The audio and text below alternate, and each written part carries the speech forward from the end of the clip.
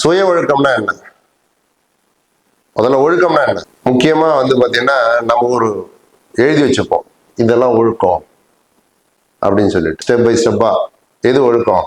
காலையில 4 மணிக்கு எழுந்துக்கிறது ஒழுக்கம், பல்லு விளக்கத்து ஒழுக்கம், கரெக்டா?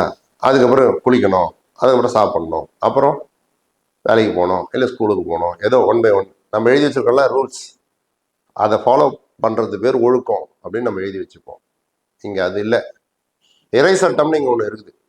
இந்த பிரபஞ்சத்துல இறை சட்டம்னு இருக்கு, அதுதான் ஒழுக்கம். இதுப்பா சார், அப்ப இதெல்லாம் ஒழுக்கம் இல்லையா சார் அப்படின்னா, இத எல்லாருக்குமானதா அது? உங்களால அது மாதிரி எல்லாருமே 4 மணிக்கு எழுந்திருக்க முடியுதா? 3 மணிக்கு எழுந்திருக்க முடியுதா? நைட் ஷிஃப்ட் போயிட்டு வந்தவங்க 4 மணிக்கு எழுந்திருக்க முடியுதா? சரி, அப்ப ஒழுக்கங்கள் இவங்களுக்கு ஒரு ரூல்ஸ், அவங்களுக்கு ஒரு ரூல்ஸ் மாற்றி மாற்றி வச்சுக்கிறோமா? இறை சட்டப்படி யார் நடந்துக்கிறானோ அவன் சுய ஒழுக்கத்தோட இருக்கிறான்னு அர்த்தம். இறை சட்டத்தை யார் மீறுறாங்களோ அவங்க சுய ஒழுக்கத்துல இல்லை, ஒழுக்கத்தை மீறுறாங்கன்னு அர்த்தம்.